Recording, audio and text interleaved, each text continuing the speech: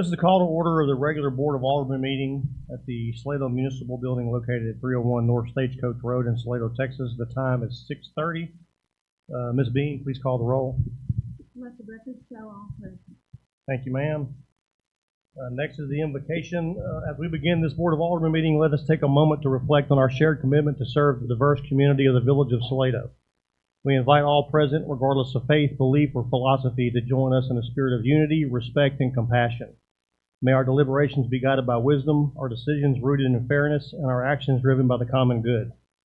Whether you find inspiration in a higher power, the bonds of humanity, or the wonders of nature, let us work together to build a culture where every voice is heard and every individual is valued. Let's take a moment, please.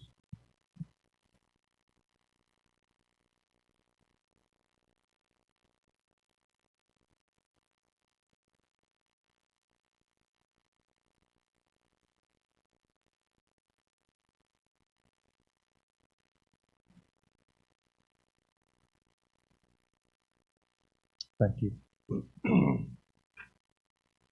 Please stand for the Pledge of Allegiance and salute the Texas flag. I pledge allegiance to the flag of the United States of America, and to the republic for which it stands, one nation, under God, indivisible, with liberty and justice for all. Honor the Texas flag. I pledge allegiance to these Texas, one faith, under God.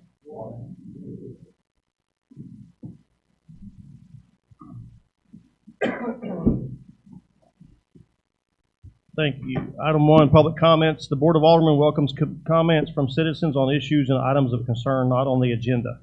Those wishing to speak must sign in before the meeting begins and observe a 5-minute time limit when addressing the board. Speakers will have one opportunity to speak during the time period.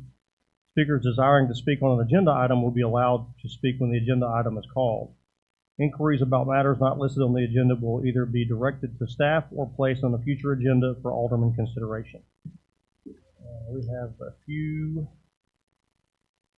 One, we're going to do Troy and Vicki Kelly. Come on up.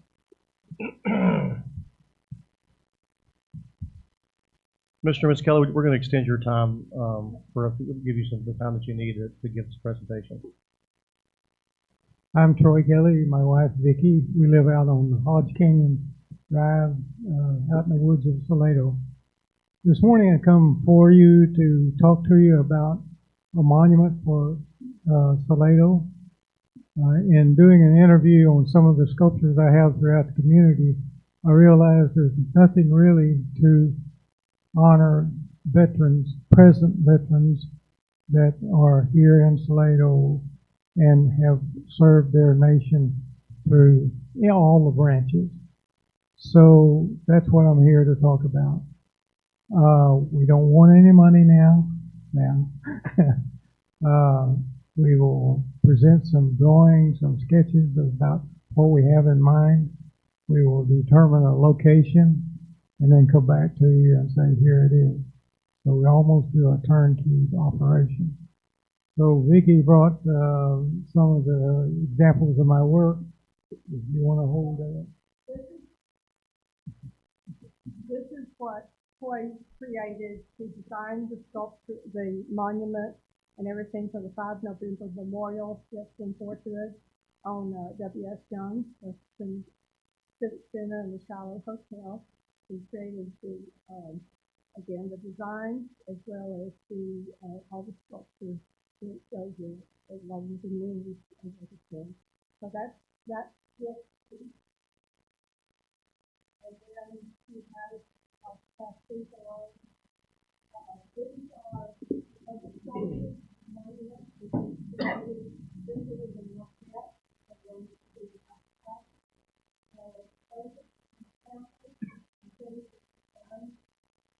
Also created the veterans. The Vietnam Veterans Memorial that's at the Central Texas State Veterans Cemetery here. And then he also was asked to create one for the city of Houston, and we completed that also. So these are just some of the items that he's capable of doing. Again, he works turnkey. what he would like to do is be able to find a site that you are willing to let us place it at, and then also then to recreate the design, to contract with the individual, take care of all of the logistics, and all you have to do is enjoy. Now you know why I bring her with you. Do we have any questions right today? Nothing? We have a video, if you don't mind, of the Veterans Cemetery, the Central Texas State Veterans Cemetery, featuring the Vietnam Veterans Memorial. Now on this, if we can get the page to play, the drawing simulated the sound of the helicopter circled over the cemetery, and it's very, very open.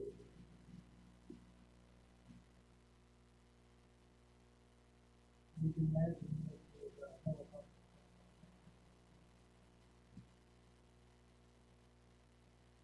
But everyone's been out to this.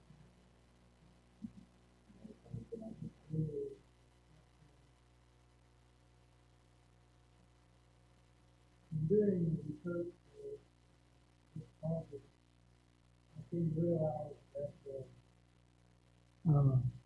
that black granite has become the iconic symbol of the Vietnam War. But in this monument I'm proposing, it covers all the wars and all the police actions. So,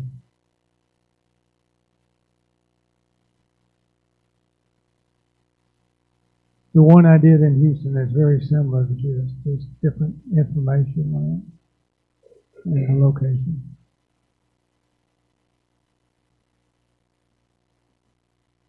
My concept in doing it, do I have a couple of more minutes? When I first started this project, several years ago, I asked the unit I was in a veterans unit. I said, here's your opportunity to say what you wanted to say about the time that you were in Vietnam. And I said, just put it on a piece of paper and leave it with me. And we engraved what they spoke about, on all that side. And there's photographs down on the bottom of it. And we had a statement like, why? And then another one is home, or welcome home. That's kind of become the mantra of the Vietnam veterans, because there was a book written that said that welcome home was the phrase that was not passed on to all of Vietnam veterans. So, any questions now? Yes, sir. Just a quick question for you, and ma'am, thank you for this presentation. I love your work. I've seen most of what you've shown us here. What kind of timeline that are you looking at potentially as a guesstimate to? If we got everything together and had everything signed off on, it would probably be a year. Be a year for this? Of spreading clay. Right. Understood, sir. And thank you for answering that question. You're welcome. Anything else? Is there a proposed location? No. Main Street, and a lot of the merchants have been very kind to us that wanted to place things on their property. So no, we just say Main Street. We wanted to get more viewing than anything else. I know at the Civic Center we have, I believe, a first responders type. Right. I can't recall. Did that include also veterans in that? I can't. No, there were not. Okay. I worked on that. There's also a first responder memorial. Mm-hmm. Okay. Anything else? Thank you all very much. Thank you. Thank you, Mr. Your Kelly. work, Thank you, sir. Mr. Lado. Thank you. Thank you.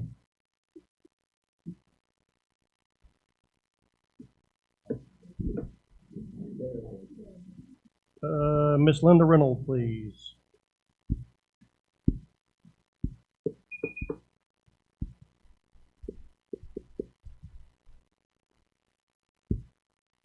Linda Reynolds, 1110 Mill Creek Drive, Salado. I understand that Mr. De La Rosa needs an updated, and the village needs an updated comprehensive plan, and for legal reasons and for developers.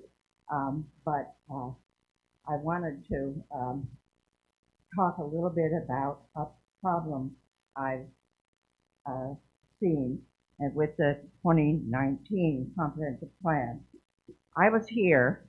None of you were in the P&Z or the board at the time, except I think Alderman Graham was on the P&Z at that time. The P&Z, as far as I'm concerned, and the Board of Aldermen at that point in 2019, voted on a comprehensive plan, which Mr. De La Rosa has found, but none of them had the maps or the figures, the exhibits, when they voted. Nor did any of us who got up to speak about the comprehensive plan have any exhibits or maps to look at. So it was kind of voted blindly in 2019. You'll even note, if you looked at any of the maps, we annexed the sanctuary in 2015 or 2016, and that's not on those maps. So we're missing a lot on the 2019. The public hearing, so we never had any of the maps to review before or during the hearing, which always seems incorrect to me. But I would suggest agreeing to this inaccurate 2019 comprehensive plan with the use or zoning changes could be considered arbitrary, capricious, and harmful to property owners.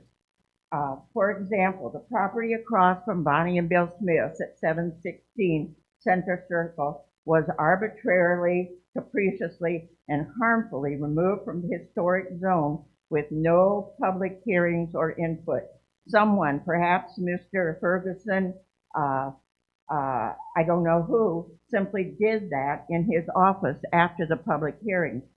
He knew that many neighbors would protest a zoning change since that had happened before. A large group of us came when 716, the owner was, I think, a local banker and a local real estate agent, came and wanted to change the zoning so they could do a multifamily apartment building there. It's a residential section. That building has always been in the historic district since the initial comprehensive plan.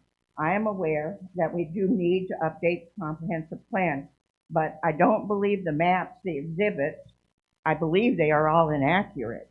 And voting to include that, to pass that, is simply continuing what previous boards and P&Zs did without focusing and really looking at the maps. And I hope that if you do it, maybe pass it without all those maps and figures, because they are inaccurate. And probably you're going to have to bite the bullet sometime and spend the money to do the real comprehensive plan legally. Thank you.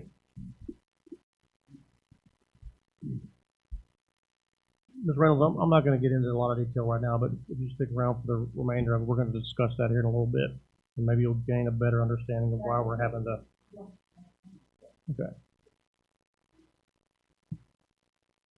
Mr. Larry Michaels.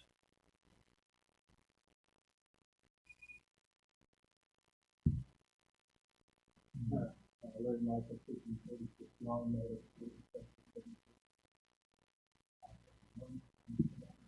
545 First off, I'd like to personally thank Mr. De La Rosa for spending some time going through some of my concerns. Can you pull that microphone closer to you? Oh, thanks for reminding me what I told you last week. Everybody hear me? Secondly, I and other people have been trying to retrieve recordings of previous Alderman meeting minutes, and they seem to have vanished. Do you have to do a formal records request now to get one? Don't know. But there's a lot of people that seem to be frustrated when they're trying to retrieve some of the recordings of previous minutes. There's nothing there that can't be found. And I would hope somebody would address that at least the next meeting and give us an update on that. The village has been through a tumultuous time, it seems like the last 6 to 8 months, or at least 5 months, and I thank the board last week for being transparent and being more receptive to comment, and I appreciate that. I think one thing that I think the board needs to be vigilant is being strategic thinkers and not relying on the information you're getting from other people. If you don't feel comfortable with it, I think you need to take it upon yourself to find out the facts and have the knowledge and voting on stuff before it comes to you. It's just something that I think it's your responsibility to do as an elected official. And not rely on the input from other people. If you don't feel good about it, investigate it. Find out what the facts are. I think it'll save you a lot of headaches later on. That's all I have on this. Thank you. Thank you.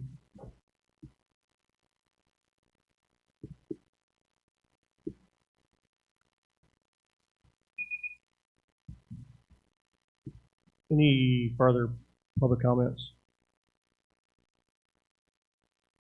Okay, item 2A, consent agenda, approval of the minutes of July 18th, 2024, regular Board of Aldermen meeting.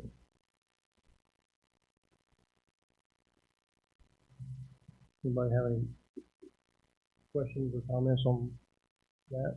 I'll open it up to a motion. Mayor, I motion to approve as written. Motion. Consent agenda. Motion to approve as written by Alderman McDonald. Second. Second by Alderman Hurst. Any further discussion? Question. Question's been called by Alderman Graham. All in favor for approval of the minutes of July 18, 2024 as written, say yes. Yes. Any opposed? This being is 4-0. Item 3, discuss and consider possible action regarding any item removed from the consent agenda. There are none. Item 4, status reports. A, village administrator's report. Mr. De La Rosa. Good evening. Is that loud enough like this? Is that good? Mayor and Alderman, good evening again. I'm going to give you an update on the Mustang Springs development. I have a conversation with Dirk Aaron probably every 2 to 3 weeks about various developments, not only Mustang Springs, but other developments that he's working on within our either ETJ or city limits or will be. So I also met recently, yesterday, with the developer, and I have been meeting with him about once a month, and Mayor met with us about a month ago. So I met along with Mr. Kirby, Ron Lush with Unity Water Solutions, and his partner, and Brian Sassoff, which is his project manager. So I hear rumors just like you do. If the team is close together, and what happened with the well test. Well, the well test is the report will be completed in about 3 weeks. The well results from yesterday's conversation is that it met the hydrology reports for enough water to be provided for phase 1 of their development. So when we see the report, we'll be able to confirm that. But the permit issuance by Clearwater will be determined exactly what those well results are, that report, and whether they can proceed forward. Okay. Phase 1 does not require a wastewater treatment facility. It is a septic system. Okay. So it is my understanding that they plan to move forward with phase 1 if they get the approval from Clearwater. So, but they also informed me that they had a conversation and they met with our local state representative last week. And the state representative has asked the developer to reach out to about a dozen folks to kind of address their concerns. So that is upon the developer to do that, and whether the TCEQ will hold any type of hearings or anything, that is in TCEQ's purview and not in the state reps, and we'll see where that lands. Okay. I mean, there's a process that they follow, and I'm sure they'll follow, but those concerns are certainly being passed on by the state rep to the developer, and from this office, and again, from the mayor a month ago. So the reports I was hearing is that it didn't generate what they wanted. Well, no, it didn't generate probably enough what they wanted, but as you might recall, I worked in Liberty Hill in 2011. We had multiple wells, and it was a community of 900 people back then, and it's over 10,000 plus now, and they drill more wells. So any misbeliever that one or two wells would serve 1,100 acres is not realistic. Okay, so but one well to serve a phase, and they'll look at other wells in the future, and they'll go through the permitting process. Is fairly normal. So I did inquire about some photos that I received about the stacking of the box culverts and some work, and so the utility, they haven't called for any inspections from us. They're still trying to determine, exactly what they're going to do, and they're going to put in 8-inch water lines. So when they do have water systems, so because I reminded them, you must meet our fire codes. And even if you weren't in the city, you must meet the new Bell County ESD number ones because they're adopting the International Fire Code. So that was kind of a different conversation, but I don't think they fully understood that they were now totally in the city limits, and you must follow all of our development standards or go through the variance processes, right? Just like our Salado Water Supply Corporation, if they were to transfer variance requests from water systems, which have been granted in the past. Okay.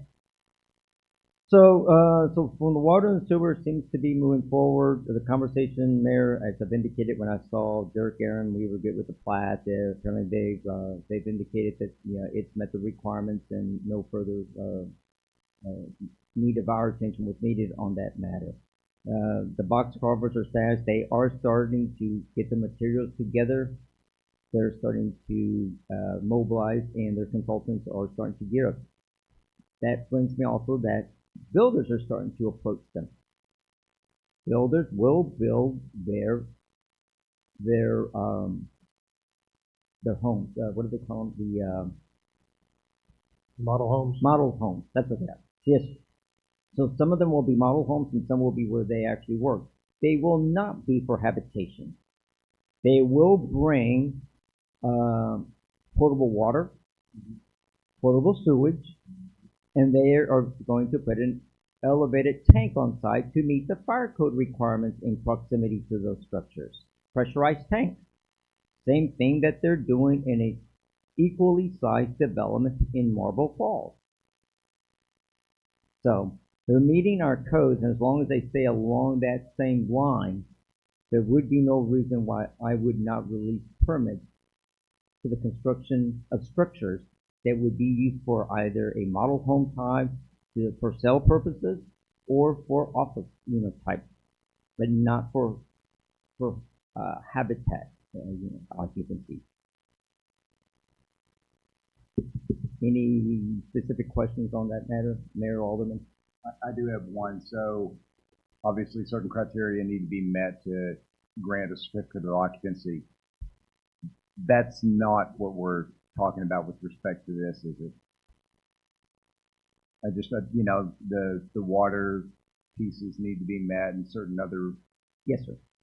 criteria need to be met to issue a certificate of occupancy once a builder has a building built, and then the, that piece is what I'm referring to. I heard you say that it won't be for, someone to live in. It'll be more like office space, and those caveats will be provided to support that. So what kind of certificate of occupancy, I guess, what I'm saying, would we issue with respect to something like that? Yeah, it's not any different. Look, they told me that Marble Falls issues a conditional use occupancy. Okay, the development code, which is the International Residential Code, does allow that. But the conditional use is for items that are not life safety, that are more aesthetic in nature. So to me, that's an incorrect interpretation of a certificate of occupancy conditional use. It would be a certificate of occupancy for office use only, for model home, and not for habitat, right? So it's not any different than a business, right? You issue COs to businesses that are gonna office employees, but it's not for habitat, for living. So, Okay, so it would be a certificate of occupancy specific to that building or buildings for- and that use only, for that use only with those caveats to support that activity. that is it. Got it. Mr. De La Rosa, do you see any showstoppers currently right now in your purview? Any- Any But- showstoppers for them or for us where we need to inject? the village? No, I don't believe, but look, there's a lot of activity here, right? We're issuing, we've issued 4 permits for Drake's Landing. We've issued in the last 2 months, about 6 permits out in Sanctuary.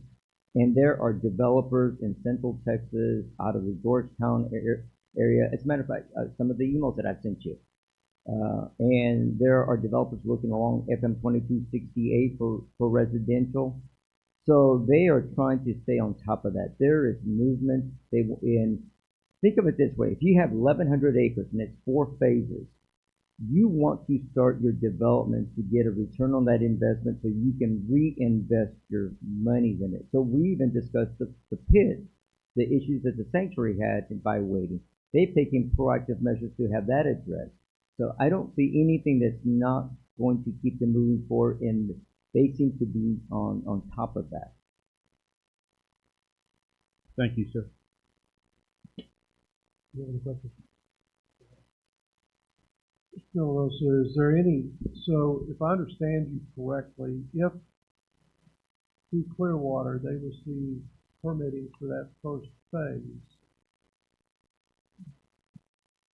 I don't see a mechanism, you're not coming back to us to get approval for anything. No, so, the approval will be, they still have to build the roadway, Mayor Pro Tem. So in other words, before we can issue a building permit that somebody can occupy, the roadway infrastructure will have to be built, the conveyance, detention, all of those things, just like it. So what you're gonna do in action, we may be issuing building permits that nobody can occupy until the roadways have been completed. And you've accepted that roadway infrastructure.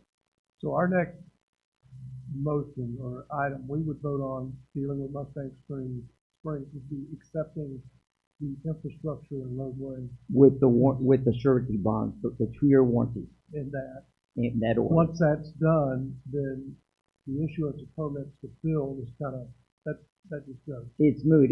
People can start occupying.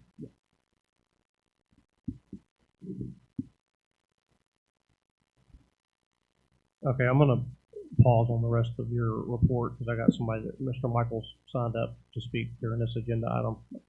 So open it back up for public comments. Do I need to either take my name, address, and phone number? No, we got it. Okay, thanks. I'm not sure how to respond because it seems like we're going beyond with the normal processes for development and trying to accommodate this developer to meet his financial. It's the right thing to do. I'm not sure because you know how we do it. It's up to you. So your call, not mine. I heard you say that the results of the well met the quantity of well. Did it meet the quality? And did you make a comment? No, I didn't make a comment even about the quantity. I said it met the hydrological. Yeah.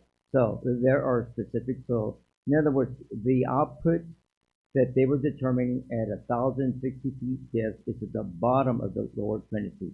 They didn't go in at the top end, which is about 984 to 1,045 linear feet down. They went 1,060 feet, hit the bottom, and they did have some issues with metals. But again, Mr. Michaels and Board of Aldermen, what I said is until we see the reports, we will confirm that. So the water quality, so they were concerned about other potential contaminants in it, and if you're dealing with metals, we deal with metals with our own wastewater treatment facility. So it's a process, and that's much easier to handle unless something else comes up. So again, it is only a conversation. If it is what it, if it shows that. More to come. The big issue always is that whether it be practice. Second, management.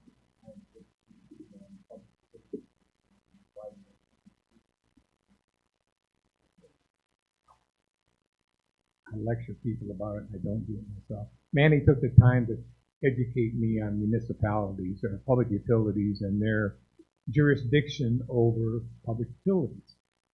And I think that makes sense, and I understand that. But Mustang Springs Utility is not a approved utility company, so they should not be getting special treatment and not having oversight until they're certified as a public utility company. And when that'll happen, I don't know. But I think that's something that the board should be considering. Because according to Manny, we're not doing any inspections on the water lines out there. And I don't know what else, other utilities they are doing under the auspices that they are a utility company and not coming under the village jurisdiction and oversight. And I think that's something that you should consider as being very important. That's all. Thank you. I'll chime in on some of this. To say that we're not concerned with them doing the right thing out there and doing it the way that they're supposed to is just not accurate. Number two, I have zero concern for their financial situation. I don't care if they don't ever sell a house out there until they do what they're supposed to do and they get the proper permits, that sort of thing. So I don't think that was Mr. De La Rosa's point in that, saying they got 4 phases. It's in their best interest to move forward so they can recoup some of their money and they can move on with their other phases. But they're going to check all the boxes, and we're going to make sure that they do that. That's just, he's not going to issue permits. He's not going to sign off on permits, and we're not going to approve it unless all those boxes are checked. Is that a fair statement? That's correct. Look, I'm not treating them as a corporate citizen than I wouldn't treat any of our other corporate citizens. All under the same management practices. Any other public comments on Mustang Springs? Mayor, if I can add just so that when it comes to the utilities, look, we have some concerns, but it is their utility company. When it's within our right-of-ways or it crosses our roadways and the box covers our responsibility, then yes, we will have those kind of inspections. And we've had discussions with, as a matter of fact, Ms. Pence has had discussions actually with Mr. Kirby directly about, or email communication about putting up an escrow to cover all of our inspections. We've had this discussion, so we're implementing procedures. We're going to see some more of this coming through to make sure that we are covering all of our development costs. And this is for all of our citizens. No development should be burdened on our taxpayers. It should be self-sustaining, and we should be able to get reimbursed for our professional consulting expenses. And we're billing those things. That's why we've had conversations. He knows he's got a bill he's going to pay, but he's willing to put an escrow account because we just haven't been in the practice of asking others to do that. We are now. Okay, that escrow agreement, when we agree to the dollar amount, will be presented to you. So it is an agreement between the village and the developer, and we will be able to charge back any development costs. So.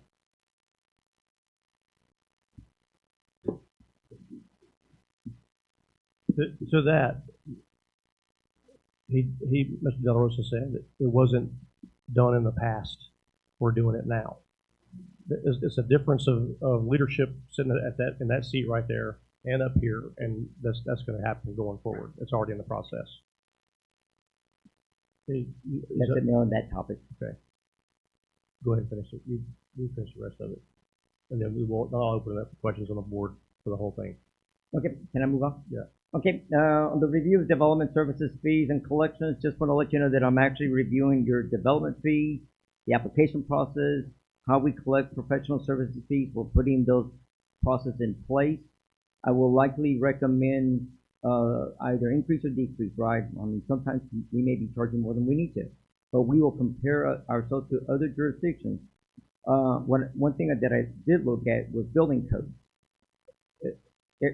Cities in this area tend to charge a fee based on a building permit, but then all the trades included.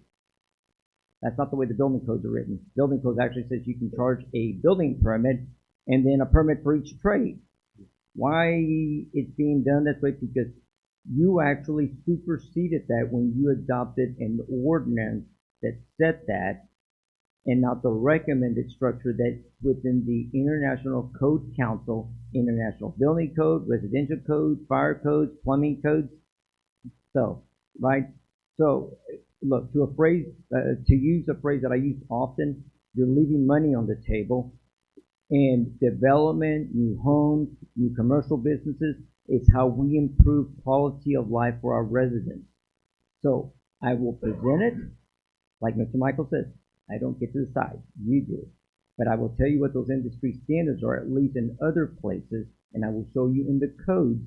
But I would like to at least address some of those things in the future. We will see what the rate structures are for other places.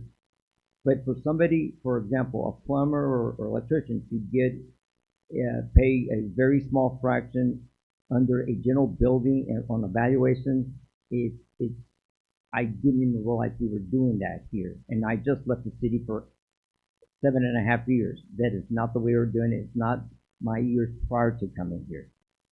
So, different parts of the state. So that's the development services. Wastewater billing collections, I sent you a list. I think it was 12. I counted 11, but it's 12. We're working through that list, and we will now start giving notice. Those 12 or so got a letter. We will start attaching the 10% late fee. And in the future, it's equal to everybody. You're late, we're assessing those late fees, and we're just going to continue. So remember, you passed an ordinance recently. We can put liens on property for non-payment of utilities, right? We don't have a mannerism to be able to terminate the water service, but we certainly have a manner to ding your title on your property or your business. Okay, so. But those are the things. So we just need to make sure that we're collecting and that we're diligent about collecting what's owed to the city. Mayor, that's it on my report. Any questions? How soon can you have that fee structure to us in the form of an ordinance or whatever that needs to be? I anticipate if I don't have it in 2 weeks, I'll have it about 2 weeks thereafter. Right now, let me tell you, I've got 2 ordinances that will be coming to you. One is a sanitary sewer or even water, but it's a utility. Anybody extending utilities and another developer or party wanting to connect to it pays a pro rata. That will be adopted by ordinance. I recommended any developer that wants to participate in that will be able to enter into a Chapter 3, a Texas Local Government Code, Chapter 380 agreement with the city based on that formula. We're also going to, I'm going to recommend an ordinance that requires major developments. Now, let's discuss it. You will be required, if we require it, if the city says we need it, that you will have an ordinance to require escrow agreements, and then the form for it. I've already sent you the form, and which is what we're using, and it's kind of a voluntary. If not, it's kind of slow the process because I'm having to use that we can collect and then. But I would rather require the funds up front rather than me send a bill afterwards like we're doing now. Okay. So, Mayor, those 2 ordinances will be on the next meeting, and I'm working with the permit clerk and with Ms. Pence to get us to this development standard. That one's going to be a little bit more complicated, specifically not the development so much, but the building permits, because we contract with Bureau Veritas. I need to understand their contracts, and I don't think in the 10% that we're collecting doesn't even cover our administrative fees. So those are the kind of things I'm going to have to do an analysis, which that's what I'm saying. It may take me 2 to 3 weeks to put it together, and it will take me about 2 meetings afterwards, within 30 days. Fair enough. Thank you. Mr. Mayor, can I dovetail on that question? Manny, with respect to money being left on the table and what we're talking about here, will you be able to have obviously not all the money collected, but will you be able to have those devices in place and enforceable prior to us taking a look and considering the FY25 tax rates? No, sir. Alderman Graham, no. And the reason being is by the time you implement this, your historical data isn't very clearly delineated for me to say exactly where we're at. Other than I don't think it's the best indicator for me. So it'll take me a year to get historical data to tell you how that's working out. So the idea is to get it done during the summer. October 1, you're going to have a lot of these processes in place. We have a 1 full year of a fiscal year. We will be able to make much better projections on those numbers. Understand. Thank you. Yes. I want to add that for that historical data that he's talking about, they're finding that information in boxes out here in this storage shed I know. that is not protected, and he's got his staff going through that and going piece by piece, pieces of paper, and having to do it that way. So it's a lot of payroll being spent on that. Fair enough. You good? Anything else, Mr. De La Rosa? No, sir. All Thank right. you. Thank you, sir. Any more public comments on anything that Mr. De La Rosa?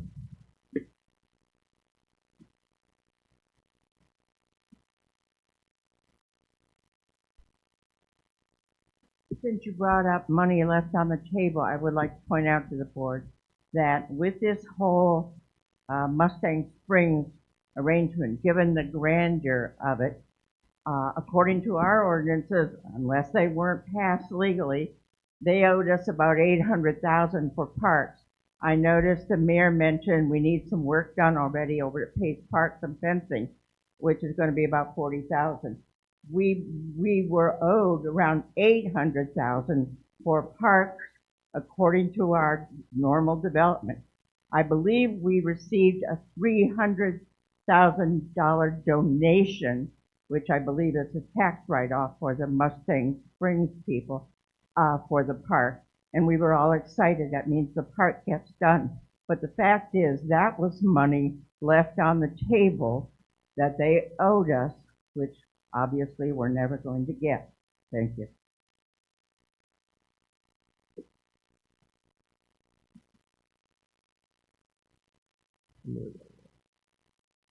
Anybody else? All right. Item 5, discussion and possible action. A is discuss and consider possible action on approval of Salado Sanctuary Phase 1B final plat. Mr. De La Rosa. Mayor, I'm actually going to let our new city planner take that item. Let's do it. Ms. Pence, come on up.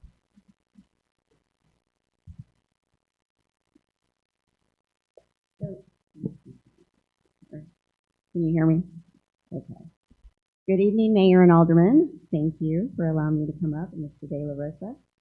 The proposed Salado Sanctuary 1B final plat documents have been provided in your packet. And also, staff has posted this project on the Village of Salado website for public viewing. The Planning and Zoning Commission received a presentation on Tuesday, July 23rd on the Sanctuary Phase 1B final plat, and the commissioners voted 4-0 recommending approval. The project does meet the subdivision requirements. The plat has been reviewed, and all of the comment items have been addressed. Staff is recommending approval. The sanctuary representative, Mr. Madison Enselman, is here tonight with us. If you have any questions, he may be able to answer those for you. And I do want to say that the sanctuary representative, I know I've been here just a short time, but we've had a really good working relationship, and the communication has been very well. All right. Alderman Graham, you have any questions for Ms. Pence? No question. Alderman Hurst? No question. Alderman McDonald? No questions, Mayor. Mayor Pro Tem Belt? Do you know how many lots are within this plat, or has it been split into lots? I believe 122 lots. Oh, 108. I'm adding lots as we're here. Any more questions for her? All right, thank you. I'm going to open this up for public comments now. None? Okay. Anybody have any questions for Mr. De La Rosa or Ms. Pence? None? I will entertain a motion. Make a motion that we approve Salado Sanctuary Phase 1B's final plat. Motion made by Alderman Graham to approve item 5A as written. Seconded by Alderman Hurst. Any more discussion? Question? Question's been called by Alderman McDonald. All in favor of approving item 5A as written, say yes. Yes. Any opposed? It's 4-0, Ms. Bean. Item 5B is discuss and consider possible action on authorizing the village administrator to execute a performance bond when an authorized and empowered surety to issue a performance bond pertaining to the Sanctuary Phase 1B final plat. Mr. De La Rosa.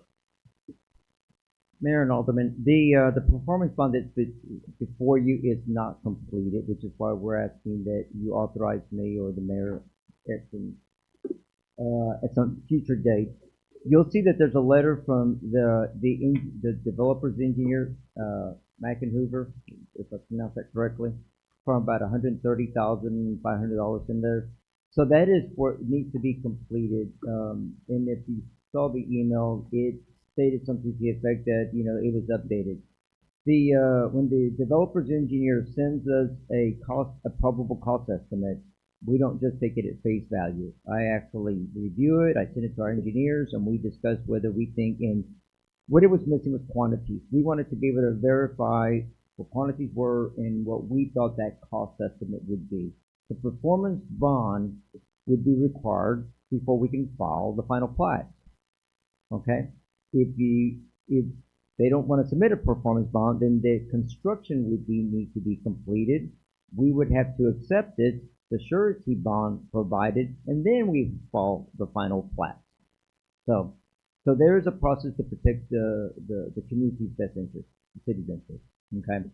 So I didn't want to hold it up any longer. That if Mr. Madison Inkelman's here, and he has been really good to work with, at least, and I've not had any issues when it comes to addressing this or the information that we're requesting.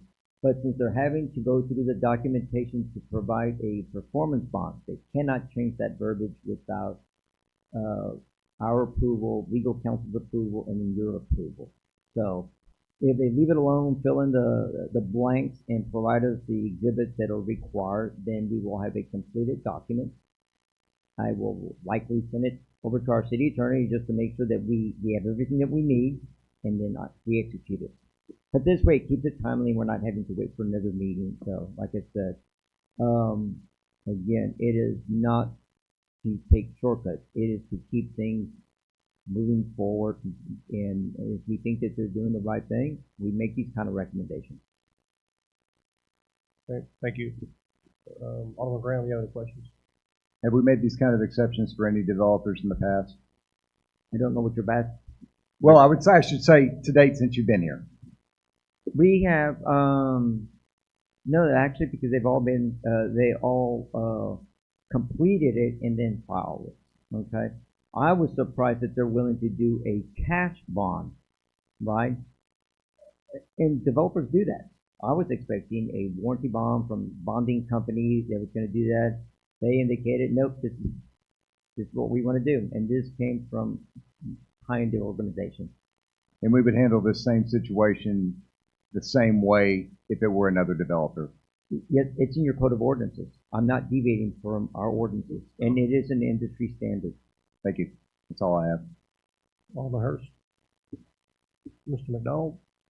Mayor, thank you. Mayor Pro Tem.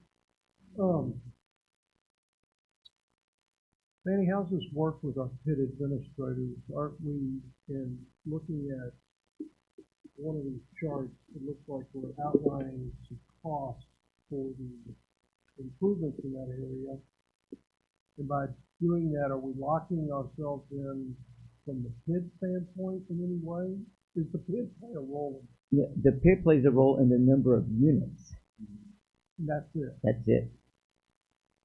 The PIT has nothing to do with the actual flats or anything. It's based on the number of units, Right. when they build. But the infrastructure, is this outline any of the infrastructure? No, the infrastructure is what they've agreed to build, right? The PID was designed to cover an incentive package of their infrastructure, right? Whether it's roads, water, sewer, electrical, whatever it is. The decorative street lights that they're putting and that you by agreement of acceptance, right? Right. So all of those things are rolled in. So, but you're going to accept it. If it doesn't get built, we need a guarantee. Our guarantee is not to do the PID. That is the funding that they have, and that's between. That's why there's no recourse with this. You know, we're not in there. Just wanted to be sure that we weren't leaving somebody out of this process. No, sir.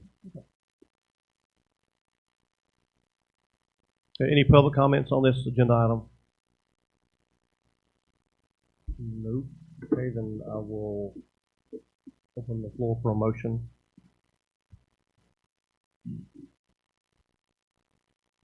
Mayor, I recommend approval as written. Motion made by Alderman McDonald to approve item 5B as written. Sure. As long as the conditions are met that you're looking for. Are you good with that? Yeah, and Absolutely. with your approval, I'll send it to legal counsel for his review. Do you want to amend your motion? Amend my motion to reflect, so as long as it meets the standards that Mr. Delarosa is looking for within the agreement itself. That's what I'm looking for. Motion made by Alderman McDonald and seconded by Alderman Hurst. Any further discussion? Question has been called by Alderman.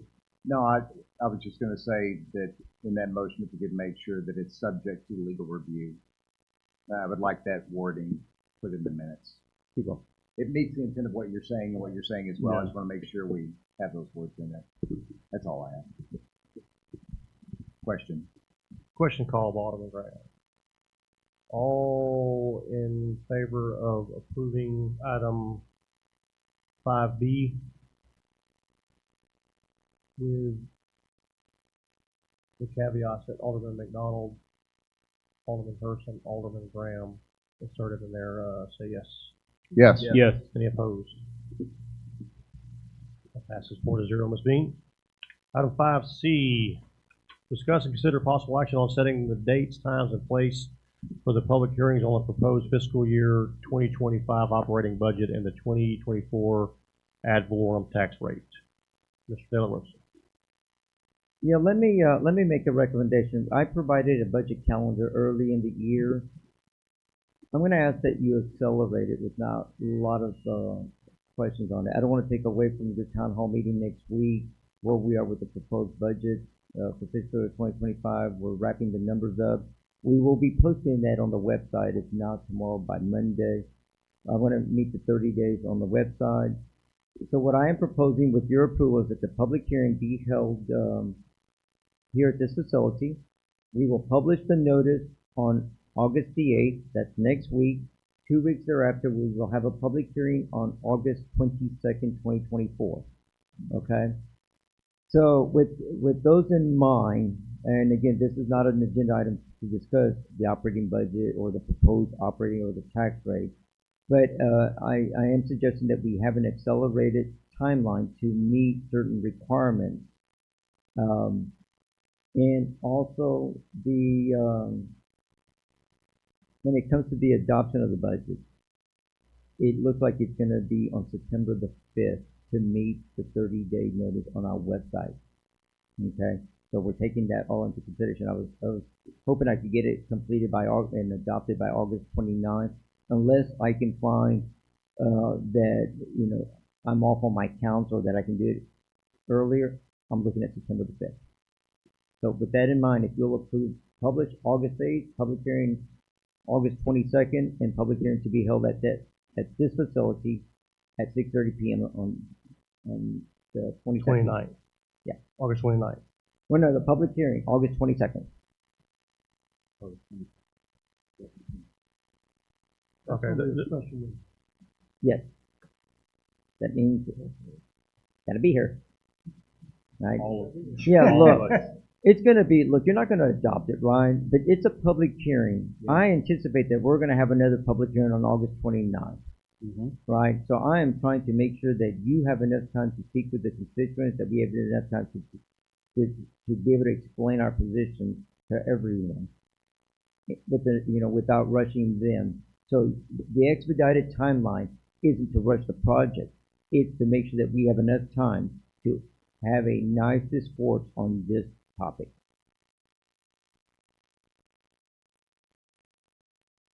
So what's written here is August 29th for the public hearing, but you're saying 22nd. What's with the recommendation on our packet is that it says for August 29th. Yes, so that was based last week when I was putting it together. And Now we're saying the 22nd. Now it's saying the Okay. 22nd. 22nd, got it.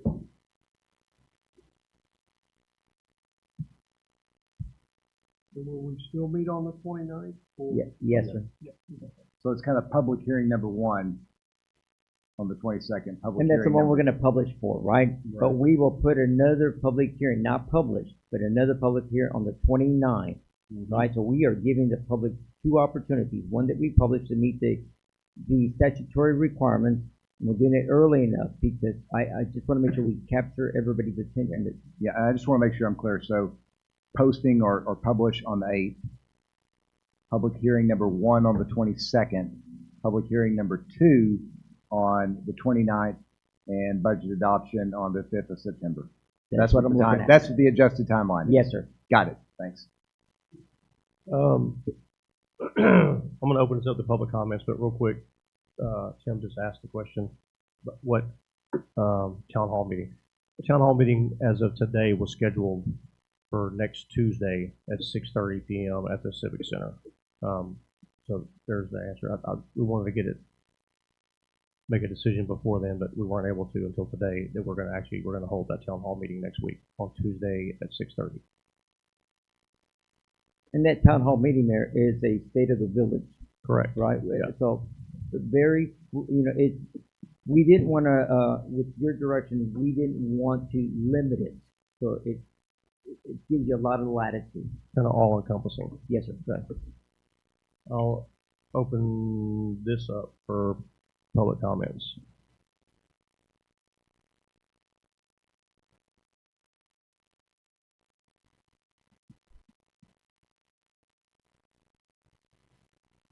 I have a question on the process, particularly on publication. When you publish that you are having a public hearing on a budget and tax rate, you have, at least on the school system side, you've proposed the budget and proposed the tax rate, but you haven't done either of those things.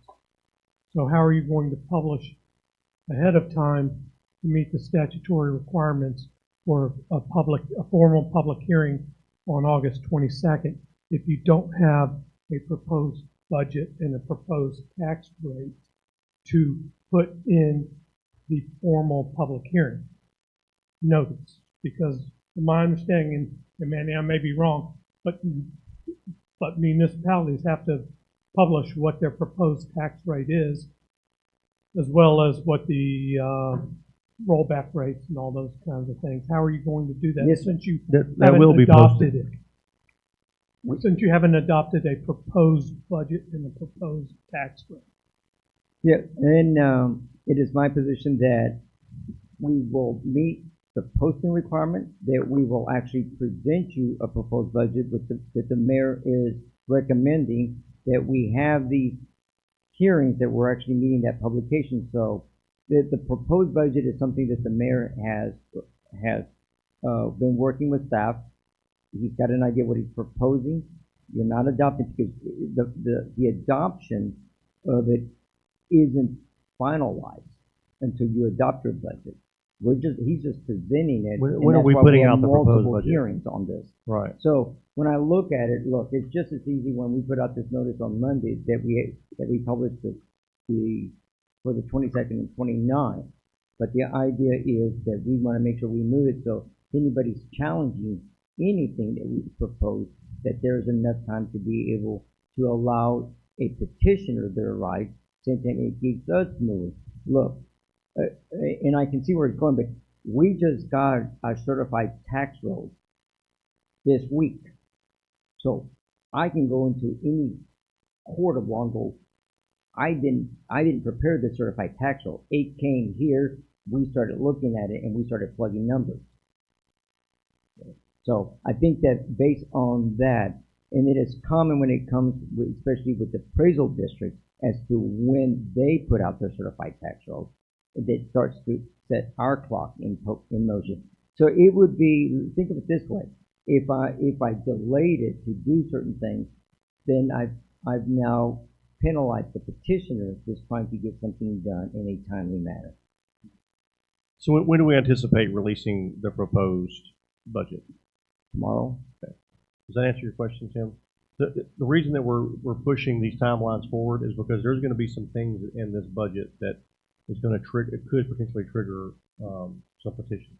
And that's why we're having the town hall to be very transparent as what we have found in the kind of what our finances are in the village right now. But we're opening it up to a state of the village so that we can talk about whatever we want to during that. But I'm also going to address that during that town hall meeting. So the mayor's gonna have his proposed budget tomorrow. Yes, sir.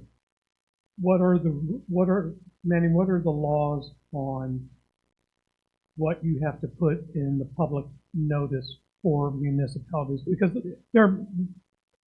they may be much more stringent on schools, because you have to publish your proposed tax rate, which has to be voted on by the board ahead of time, and you have to propose your budget, and it has to be voted on by the board. Does that not apply to municipalities? It's not that, and I actually went to the tax code this last couple of days. I went to the state controller's, information sheet, so I was looking at the various sections. So I didn't look up, and there are variations when it comes to political subdivisions, like school. So I didn't go read those sections. But where I was trying to get was the actual filing of this document. It's we want to make sure that we get it out. When we publish it next week, we were working today on the proposed tax rate, all the diminished tax rate, all of those things were in there. So in other words, we're following the same forms that we're required to publish.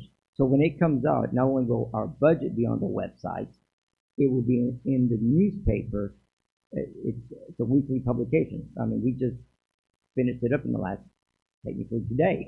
Yeah. We are trying to get those last, so we will put it out. We were making a couple of modifications to it, but again, you're not and I get it. It's an adoption. I've seen that.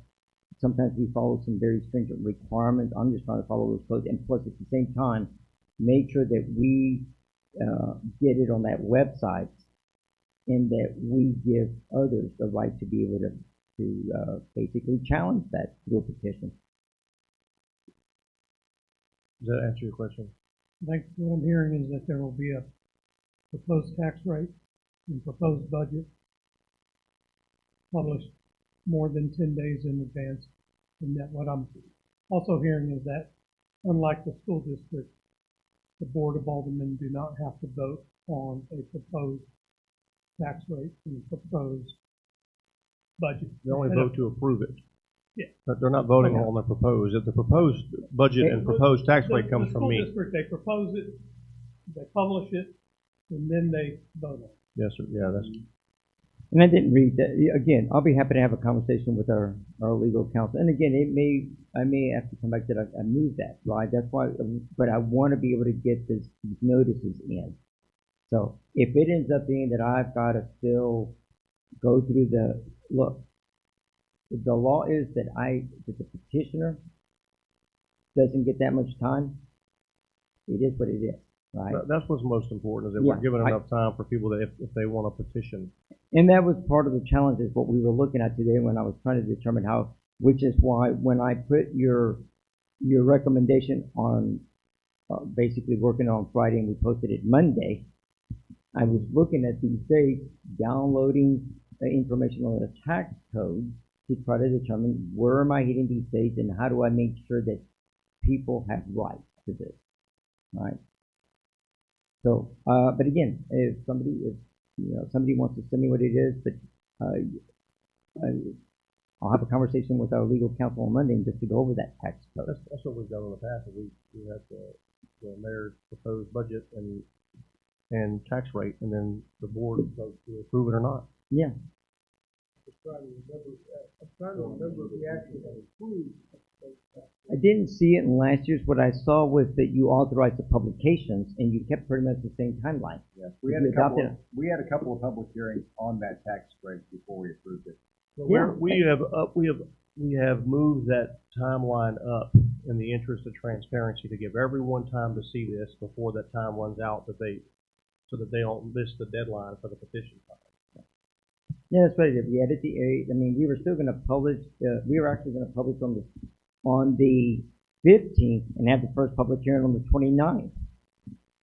So I'm trying to make sure that we've got enough public hearings, that we get the proposed budget on our website, that when it comes out next week, it is published. We've got dates. It's we published the proposed tax rate and everything that's required by law. We saw the form today, and I looked at your last year's process, and I was surprised. As a matter of fact, you're the one that Ms. Bean working at the school. She goes, we didn't seek authorization to publish. We just published ahead of time. I mean, right?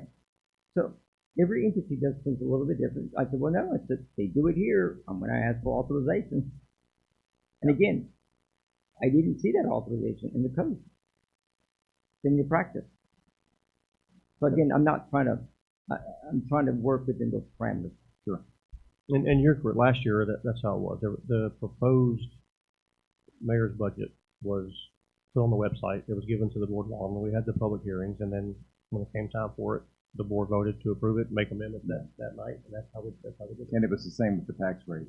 Yeah. I mean, we had a couple of public hearings on it, and then we made the decision on the rate we adopted. The only thing we're doing here is in the interest of transparency and fairness across the board, is in order to give citizens time to react to this and do, if they want to file a petition, or whatever they choose to do with it, they have time to do that. So they're not running out. They're not going to miss that deadline. Right.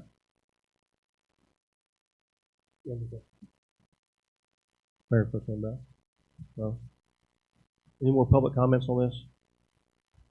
I'll open the floor for a motion.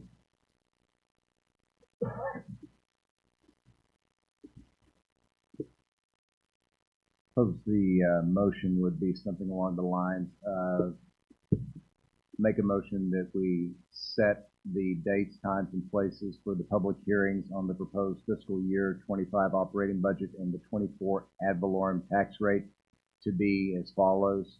And some of this falls within it, so it doesn't.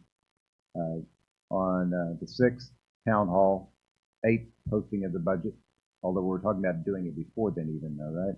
Yeah, publishing just means that we're going to get in the newspaper. We will have it published on our website. As a matter of fact, Ms. Bean was instructed to even put the date that we posted on our website. All right, so there's piece to that. Then 8/22, public hearing number 1. 8/29, public hearing number 2, with a budget adoption date of September 5th. And that would be the motion. Second. Seconded by Alderman McDonald. Any further discussion? Question called by Alderman Hurst. All in favor of approval per Alderman Graham's motion, say yes. Yes. Yes. Any opposed? It passes 4-0, Ms. Bean.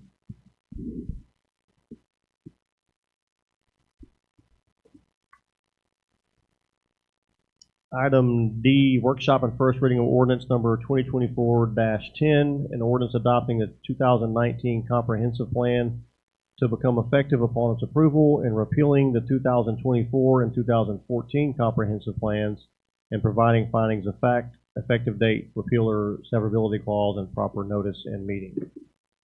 Mr. Del Rosa. Mayor and Alderman, I was going to let Ms. Pence take it, but I think based on the comments that were made earlier, I'm going to take this. Um, the 2004 comprehensive plan was adopted by ordinance.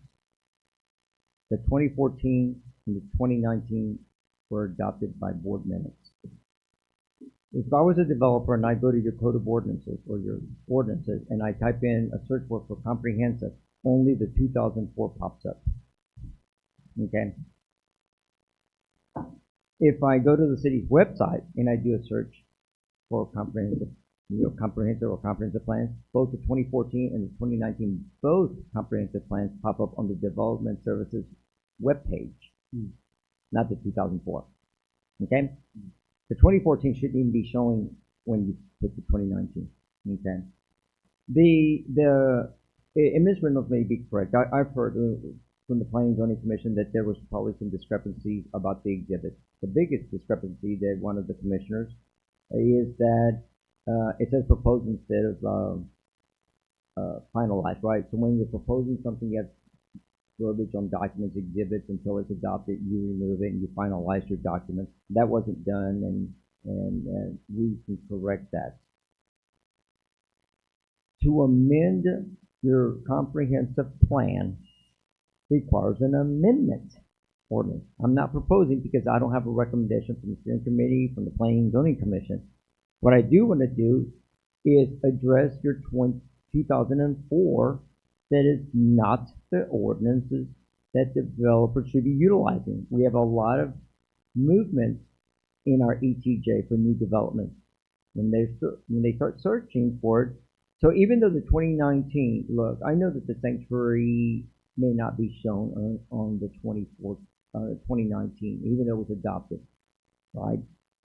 The issue is, even if it's not correct, totally correct, which is worse? Having the 2004, the ordinance, or the 2019, which is a much more in effect of where we are today. The comprehensive plan is a guideline. It's adopted by ordinance because it gives it some teeth, and that's how I utilize Part 4 of the transportation plan when I'm dealing with development up on the north end of town by the Holiday Inn. I think I've mentioned that. So the historic overlay district adopted in 2023 supersedes any comprehensive plan anywhere. So your zoning ordinances or your overlay district will supersede a comprehensive plan. So when you have conflicting ordinances like this, the most current or the stricter the standards prevail, right? So I think we're still being protected. It was more of a, let's get there. The Planning and Zoning Commission is certainly having discussions. They would like for you to fund a 2025 comprehensive plan, right? So that's discussions that we've had during the summer, that, and it's been mentioned to some of you for the future. But they're also still dealing with other overlay districts, that haven't been resolved in 2 years. So, but the 2019 certainly, the development community that we're dealing with now is asking, well, what does your plan look like, and can I bring in this type of development? And so I don't want, if I'm going to have them use one of the comprehensive plans, I'd rather it be the 2019 than the 2004.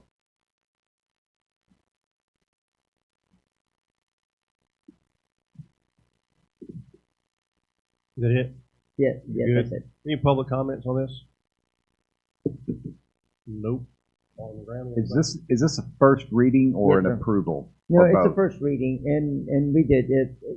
Your policy says that before ordinances are adopted, they should go have a workshop before they're adopted. Okay, so I call it a first reading, and the second reading is final. The only one that can deviate from that is if the mayor determines that we need to move forward. I don't think that these kind of topics. I mean, I think we've got it. It's been incorrect for 5 years. Another 2 weeks doesn't hurt us. Yeah. Alderman. So, but that's why I did not ask the mayor to move it forward. There are some times that I would ask that something move faster because it's important enough. And this 2019 one is, for lack of a better phrase, the best available that we have within our document that are available to us. That is correct. And would we have the ability to adjust and or modify it if we put an amendment ordinance in place down the road? Yes, sir. You can modify. Look, there's no reason to repeal the entire 2019 comprehensive plan. You amend the sections that need amending Yeah. and leave the rest of the document intact. So we don't need to throw the baby out with the bathwater. You should not. All right. So things like updated exhibits with respect to our new map that we got and a number of other exhibits that would need to go in here, we can amend and adjust accordingly. And we would be amending this ordinance, in this 2019 plan. Yeah. I just need a little bit more time, and with my new assistant, we'll be able to move forward. City planner. That's all the questions I have. Thank you. Alderman Hurst. Mr. McDonald? All right. All right, if we don't have any more questions or any more public comments, I will entertain a motion. Oh, it's, yeah, we're not. No motion, it's Okay, no good. action.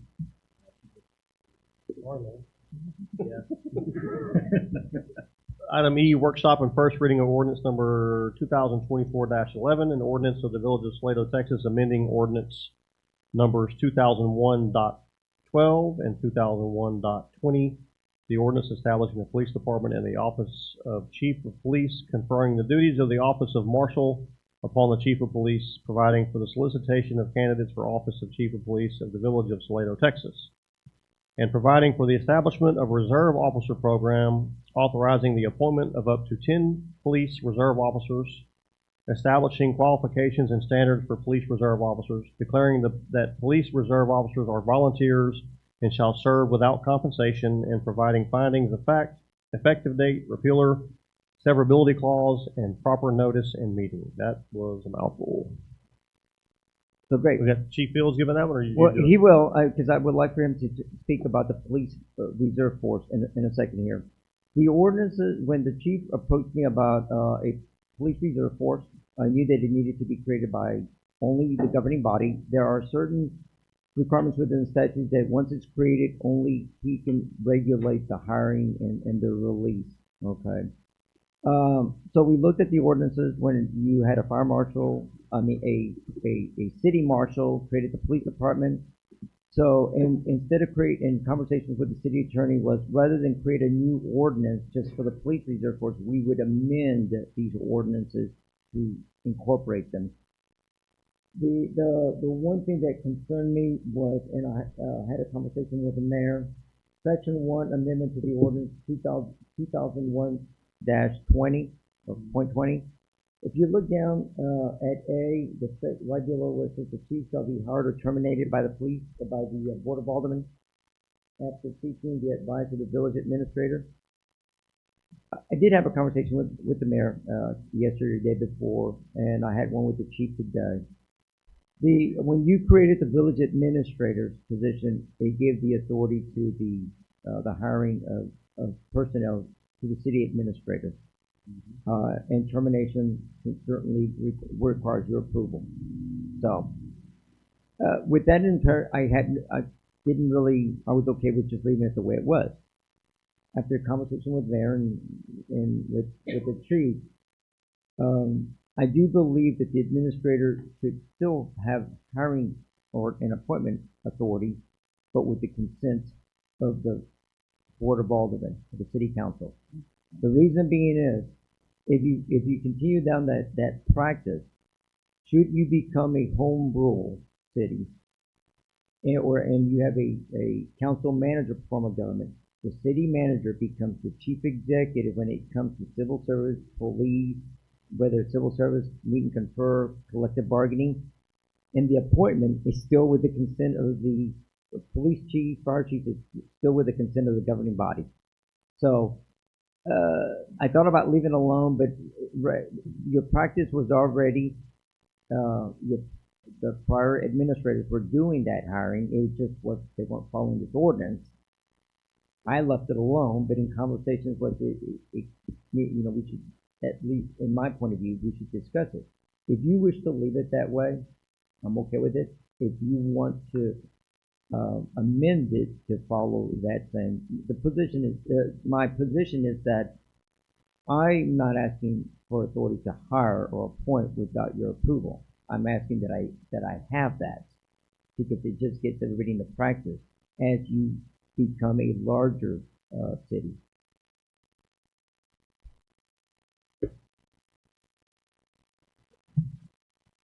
Anybody, I'll open it to public comments. Anybody have any public comments about this? No. I'll just state my opinion. I'm of the opinion that our Mr. De La Rosa should have the authority to hire as he sees fit, as long as it is within the parameters of the budget. And same thing with termination. He should have that authority, and previously that's what they have had, because they have the authority to hire. But knowing Mr. De La Rosa and what we know about him since he's been in that seat, he's going to come to us anyway. He's going to let us know what's going on. He's been very transparent about what's going on. So, as far as I'm concerned, I don't know that we need to approve him hiring anybody. Now, the way it's written, does it say with consent? It will. This is a workshop. So I would have the city attorney read to change that language, and I'll send it back out to you before the next meeting, which is to finalize. So, and it is. Look, the last city was city manager appoints with the consent of the governing body. Yeah. So. And I'm in favor of that, if for no other reason than it has very little to do with you, but who knows what comes after you depart. Yeah. No, and so I agree. I think it puts a safeguard in there with respect to that. Yeah. So, and it does. And that's why I was recommending that because if the voters decide that the police department, when you become a home rule, say that the voters decide that the police department under the local government code, chapter 143, that they become civil service, it says the chief executive shall appoint civil service, shall appoint police chief, fire chief.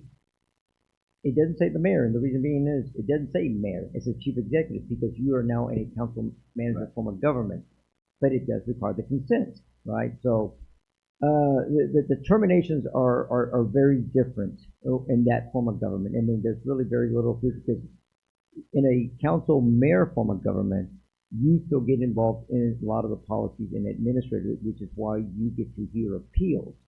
You lose some of that under the other sections of the laws when you change your form of government. So, but no, my recommendation is with your consent.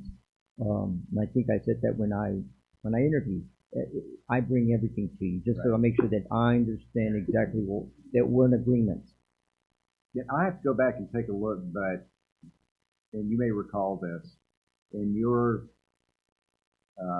hiring contract, was there anything said in there that was in specific conflict with this one way or the other? I don't think there was. There was language in there that it said, as allowed by law, right? An ordinance is a law. So basically it does supersede it. Okay. Yeah.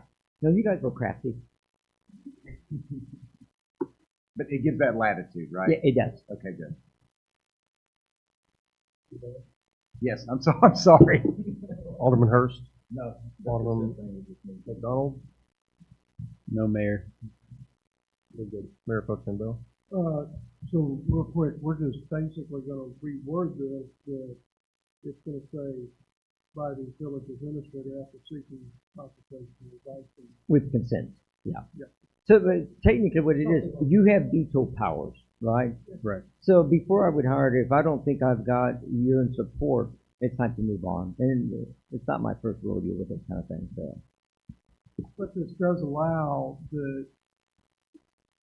I don't think it's issue, or would be in your case, because it's Alderman Graham stated, you never know who's sitting in the seat, that a person that is proceeding to wrath has a grievance process also. Yes, sir. Okay. Yeah, and that grievance, as the city grows, the grievance process grows through HR, assistant city managers before, and that's why it stops at the city manager. And we don't generally get involved in personnel matters at that level unless it's absolutely necessary. But the grievance process shifts down into a staff level with levels of protection for the employees.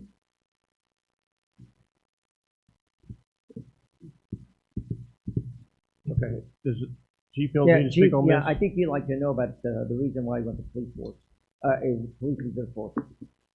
Yeah, 5 minutes. State your name. Mayor, members of the board, how are we tonight? All right. Would like to let you know a little something that we were talking about, or a situation that occurred. I have an officer that has a life-changing medical condition. With that being said, we don't offer FMLA. We're not required to offer FMLA. So I have a officer who will be losing a commission.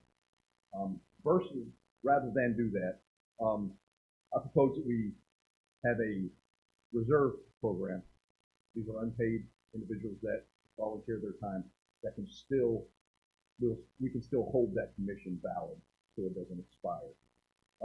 Another thing that this allows us to do, I've actually been approached by several individuals who used to work for me that they no longer are in law enforcement. However, they would like their commission carried so that they could, it doesn't expire. They put a lot of time, a lot of years of service in. This allows us to get up to 16 hours of work a month, a calendar month, out of a peace officer without compensation. Simply because we're carrying their commission. We're helping them by making sure their license doesn't expire. They're helping us by coming in and pulling a shift here, pulling a shift there. Understand, they're not actually going to replace an officer. It's not going to be, you paid officer, get to go home today because I have a reserve officer. No, they work as auxiliary, additional manpower. Where this actually comes into play best, to be honest with you, is during strolls.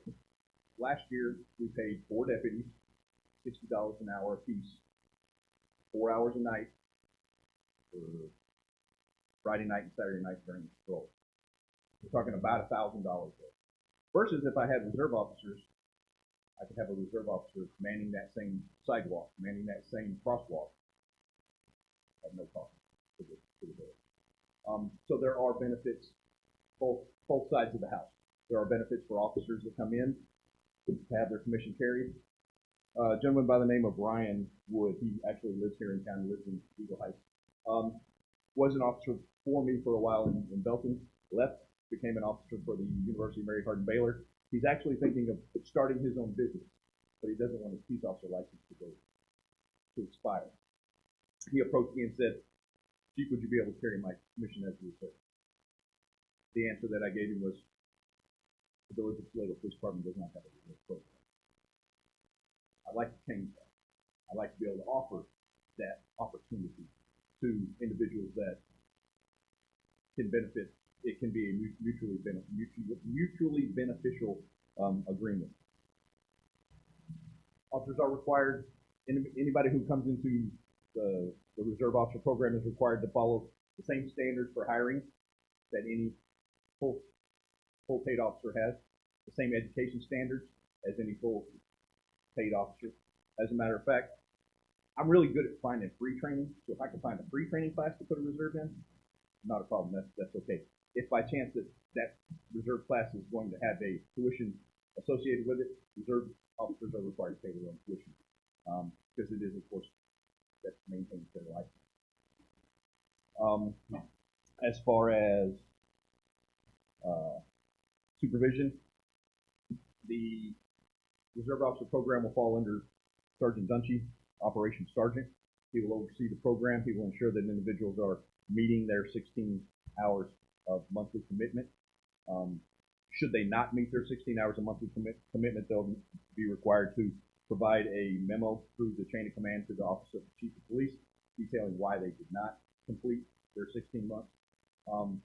Should they have 2 months in a row where they have not completed their requirements, then they can be dropped from the program. Same is true if they've had 4 months within a calendar year that they were unable to meet the requirements. They could also be dropped from the program. Now, that helps kind of curb the individuals who just want their commission carried and never show up. So we've got something in place to regulate that.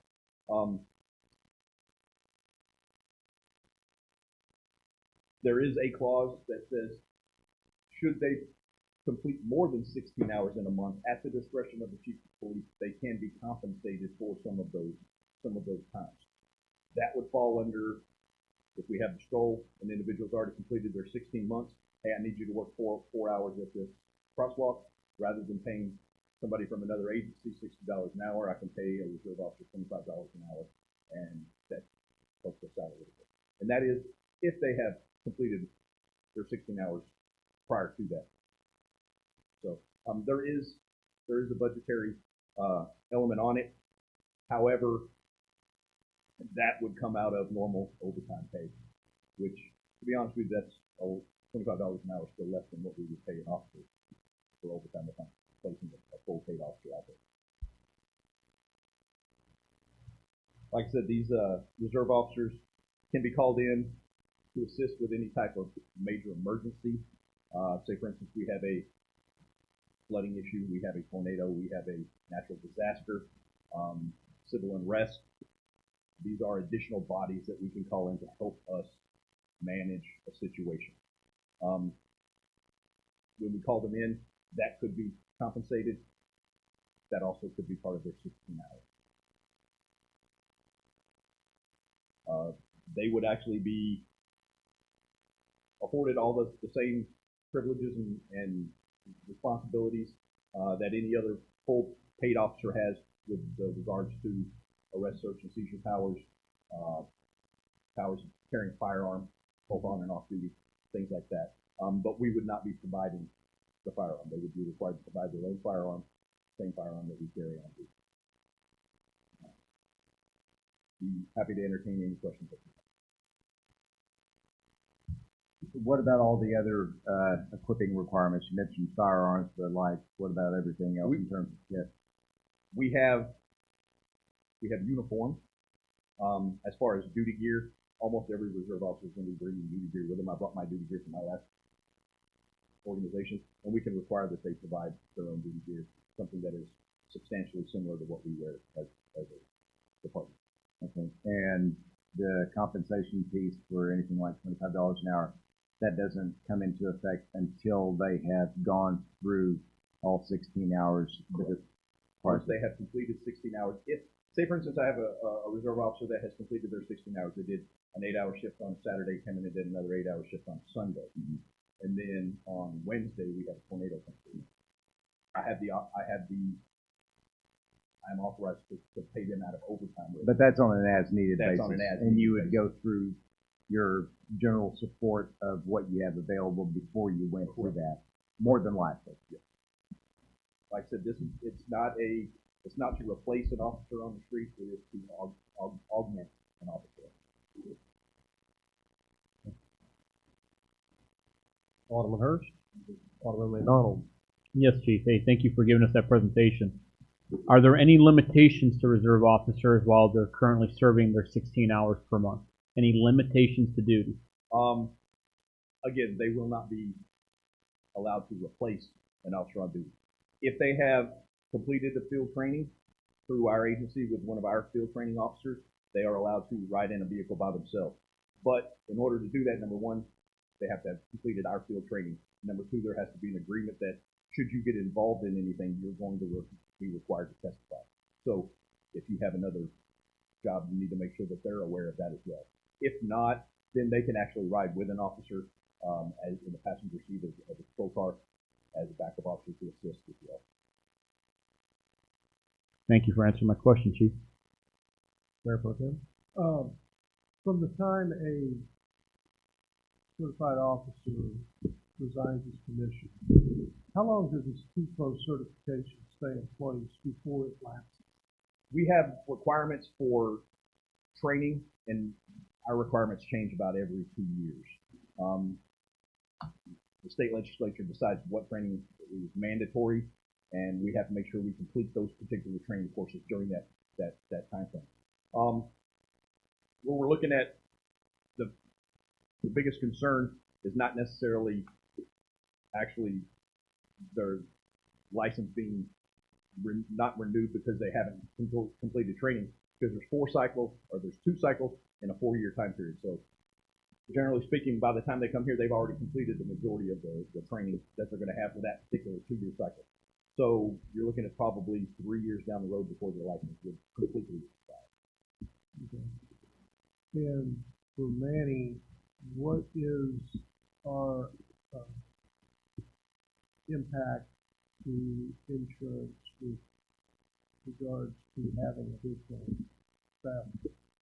Yeah, the re-rating is just now coming out, so we've not had a police force, so they'll go down as volunteers. So when they're working, they're still treated as volunteers. So actually, for reserve force, it's much less than regular. They wouldn't underwrite it different because they're not full-time officers? And they do. That's why it's different. That's why it's in a completely different category. Okay. Yes, sir. But yeah, I wanted to make sure that the chief informed you that there is an impact when it comes to liability and workers' comp claims. Thank you, Chief. Appreciate you.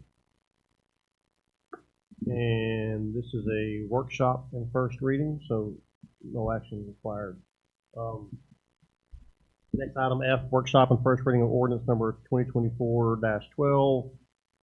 An ordinance of the Village of Salado, Texas, prohibiting trespassing on public property and providing findings of fact, effective date, repealer, severability clause, and proper notice and meeting. Mr. De La Rosa.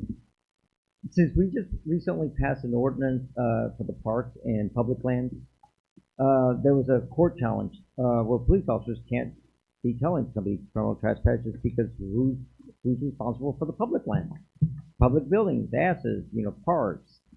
So that's why somebody either, in the way this ordinance is written, it's the village administrator.